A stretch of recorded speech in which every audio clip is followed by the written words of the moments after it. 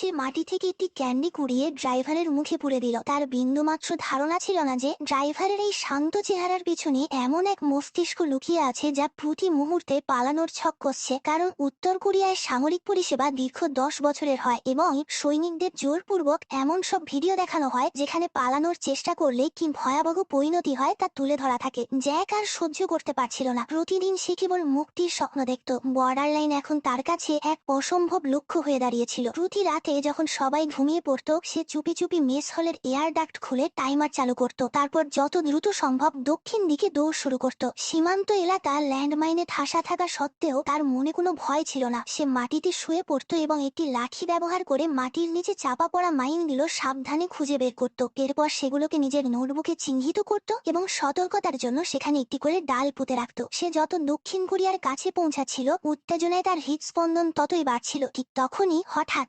Landmine বিস্ফোরিত হলো। সে মাটিতে আছাড় খেলো কিন্তু দেখলো সেটি কেবল একটি বুনো শূকর ছিল। সময় প্রায় শেষ হয়ে আসছিল তাই সে দ্রুত ক্যাম্পের দিকে ফিরে চলল। সবাইকে তখনও ঘুমিয়ে থাকতে দেখে সে স্বস্তির নিঃশ্বাস ফেলে বিছানায় শুয়ে পড়ল। স্বাধীনতার সে আরো এক রাত কাছাকাছি পৌঁছে গেল। পরের দিন ট্রেনিং এর এক সৈনিক বলল সে যুদ্ধের গন্ধ পাচ্ছে, যার অর্থ হলো বৃষ্টি আসতে চলেছে। তার মিষ্টি মানেই তার দেওয়া সব চিহ্ন মুছে যাওয়া। জ্যাক ঘাবড়ে গেল কিন্তু নিজেকে সামলে রাখলো। ঠিক তখনই হঠাৎ আরো একটি মাইন বিস্ফোরণ ঘটল। সব সৈনিক তৎক্ষণাৎ সতর্ক হয়ে গেল। ভাগ্যের জোরে সেটিও একটি বুনো শূকর ছিল আর ক্যাম্পে বুনো মাংস পাওয়া ছিল একেবারেই বিরল ঘটনা। স্কোয়াড লিডার হওয়ার সুবাদে রান্নার দায়িত্ব ছিল জ্যাকের ওপর। সে এবং তার সঙ্গীরা যখনই খেতে যাবে ঠিক তখনই এক অফিসার সেখানে হাজির হলো। অপুষ্টির অজুহাত দেখিয়ে সে পুরো খাবার নিজের জন্য নিয়ে নিল, এমনকি জ্যাককে দিয়ে ওয়েটারের মতো সেবাও করালো। প্লেট সরানোর সময় জ্যাক কৌশলে এক টুকরো মাংস সরিয়ে ফেলে এবং পরে নিজের বেলাকে নিজের সঙ্গীদের সাথে ভাগ করে খায়। তাদের কাছে জ্যাক একজন কমান্ডারের চেয়েও একজন বাবার মতো ছিল। রাতে জ্যাক বিছানায় শুয়ে তার চূড়ান্ত চাল দেওয়ার প্রস্তুতি নিচ্ছিল কিন্তু পরের মুহূর্তেই সাইরেন বেজে উঠল।